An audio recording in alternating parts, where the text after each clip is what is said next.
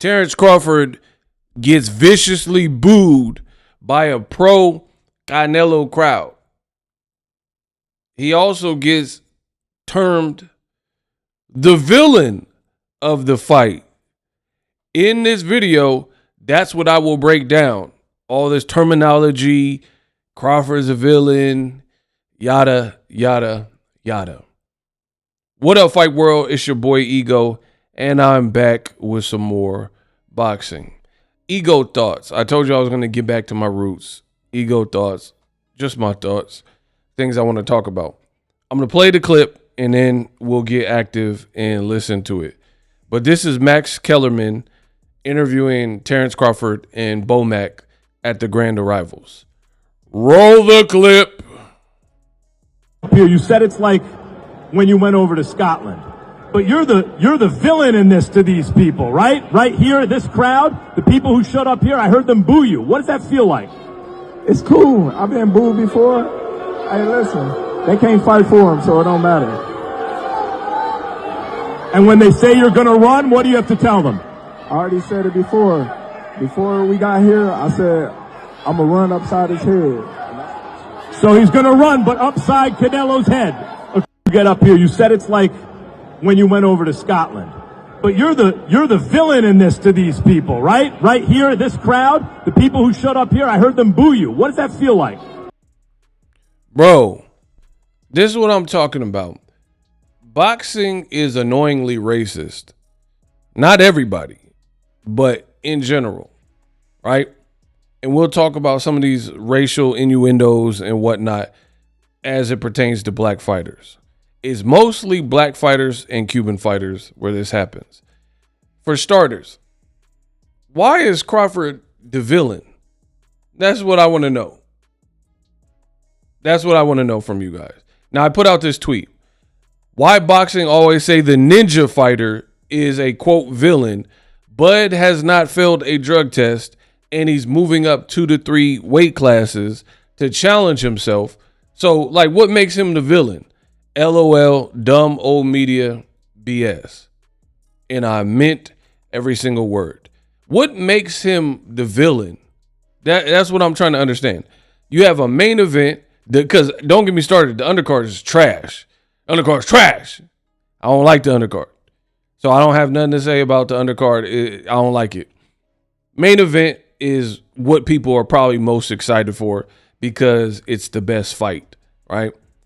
The two more name recognized people, it's the best fight. That being said, if you look at the main event, you got Canelo, the A side, and B side Bud fighting. Bud is coming up 2-3 weight classes because he's pretty much a career 147 for the last like 8 years or whatever, 6-8 years. Then he had like a stopover at 154. So I mean, even though he's a champion, he lost his belt and it was one fight at 54. So he's really assuming a lot of risk in terms of physically giving up that much weight. Bud has never tested positive. That is a fact. As of me recording this video, he's never tested positive for a drug test.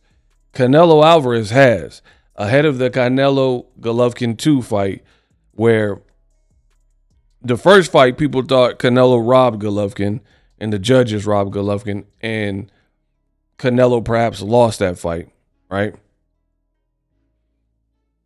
Then he comes in the rematch and flags for clenbuterol.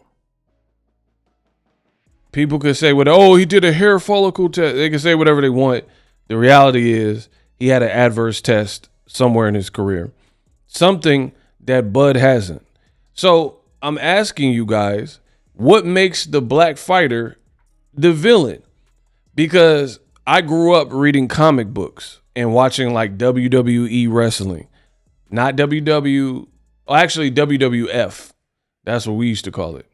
But wrestling, right? Vince McMahon and them. And in the comic books, you'll have Batman, his parents die, he's a billionaire, and he dedicates his life to the unfortunate and underprivileged and patrols the streets of Gotham with his martial arts training to protect Gotham from the Penguin, the Joker. These guys are villains in the comics. I played this stinking city like a harp from hell. Right? Oswald Cobblepot, or in the new Penguin, Colin Farrell, but it used to be Danny DeVito. I played this stinking city like a harp from hell. Right? The Joker. Good evening, ladies and gentlemen. We are tonight's entertainment. You want to know how I got these scars?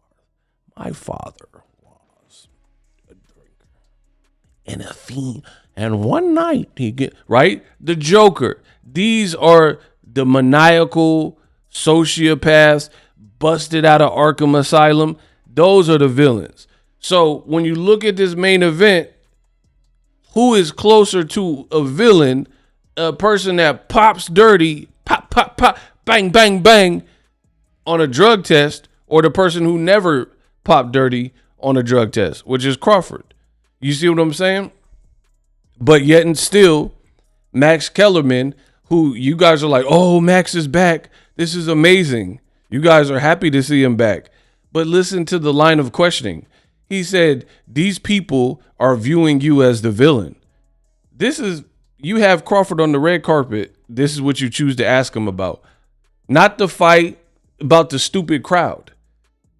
Do you hear what I'm saying? Think about what I just said.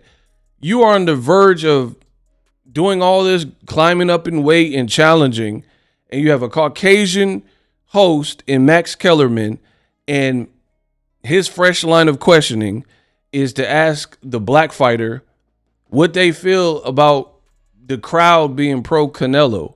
I don't understand this, right?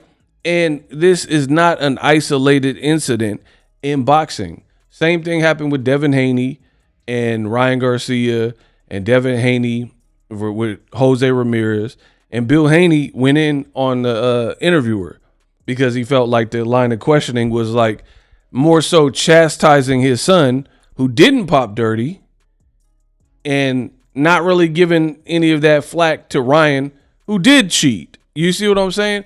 And this continues to be, it's like identical. Max Kellerman and then the dude from DAZN, they rather ask these black fighters all this stupid stuff. Terence Crawford answered it perfectly. The crowd can't fight for you. Famously, that's a Floyd Mayweather quote. All these dudes copy Floyd, right? He can't fight for you. Your trainer can't fight for you. The crowd can't fight for you. And that's all Crawford need to say. So good response from Crawford. But why, like as a boxing head, I don't even like this fight for the record, but I do stand for the truth. And this is everything I'm saying in this video is facts. If you like this, subscribe. What's up with the line of questioning where you have people who pop dirty? Why don't you ask Canelo why he popped dirty in his career? Like, how come, like, I can understand as a journalist and reporter because some of these journalists, they're shooters. They're asking all the tough questions. Like I seen some journalist and she was drilling Dana White about UFC fighter pay. Respects to that young lady, right? So if you're just a stickler for tough questions and investigative journalism, you got to get to the bottom of it. I can respect it. But the reality is in boxing, it is never even Steven. It's slanted. Guys like Crawford or Devin Haney, they receive the brutal line of questioning and the tough question. What do you think? The crowd's booing you. That's literally what he said, if I'm not mistaken. It's cool. I've been booed before. Hey, listen, they can't fight for him, so it don't matter. And when they say you're going to run, what do you have to tell them? And then he follows up with, they say you're going to run. So first, okay, so let me get this straight.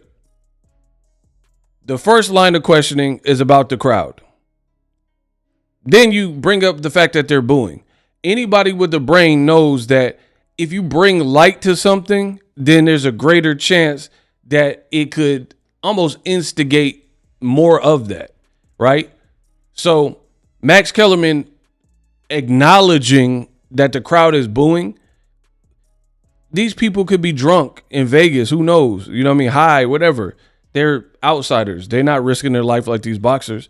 You feel me? So by you illustrating and pointing that out, even though it's obvious that people are booing you, if you aren't deaf, you can hear them. It's just like the fact that you're pointing it out and like making this a talking point. You're just like, you're almost like summoning more booing. And that's literally what happened if you listen to this clip again. When he pointed it out, the crowd was pretty quiet. I already said it before. But then when he started talking about that booing stuff again, they went back at it. Like when you went over to Scotland. But you're the villain in this. See, they're quiet right now. Right here, this crowd, the people who showed up here, I heard them boo you. What does that feel like? It's cool. I've been booed before. Bro, like clockwork. He said, you're the villain. The people were quiet. The crowd, for whatever reason, they were quiet. Then you start talking about he a villain. Why is he a villain to these people? Because they racist? Like what? Like what do we talk about? And then he pointed out the fact that they're booing. And then all of a sudden you hear more boos. It's just like, bro, it gets old after a while. Like what's the point of that? You feel what I'm saying? And sidebar, I will say this. A lot of y'all left me comments and the Bud Buddies, and you guys were like, Omaha is going to show up so deep and take over Vegas. It don't sound like it, Muff.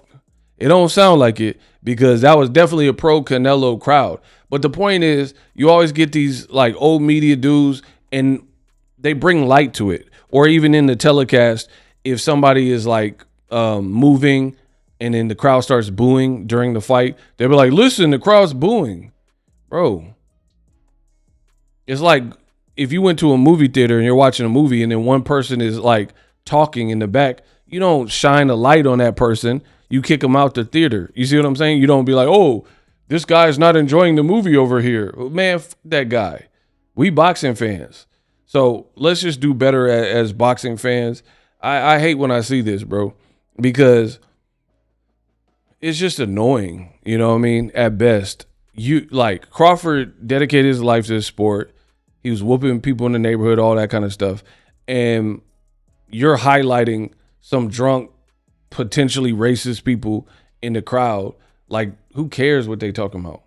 Why even show them any love? Like, why even detour? Hey, they're booing you. Like, Crawford can't hear them booing them. Like, the rest of us can't hear it. We hear the boos. It is what it is. You know what I mean? So I had to get that little ego rant off my chest. Let me know what you guys think. The booing stuff, like Crawford said, the crowd can't fight for you. So we'll see what happens Saturday. This is not a fight prediction video. It's a rant video because we continue to see this. Like Devin Haney or whoever, oftentimes black fighters, they'll get drilled with these tough questions. And then you walk on eggshells for Ryan Garcia. You don't want to bring up this and that. Like, and it's like almost like it's okay to disrespect black people. That's what it feel like. I don't care what y'all talking about. That's what it feel like. Like if Devin, see, my thing is this. If I talk about Devin's like personal woes, the girl restraining order, I talk about Ryan's stuff too, or Tank. So you guys can't say nothing to me. I'm the best in the business and it's not even close. I keep it even, Steven. I don't care who you are. If I'm going to report on like outside the ring arrests and stuff, I do it for everybody. The Haniacs don't, you know, old media don't, but Boxing Ego do. And I'm out. I'm the best. And it's not even close.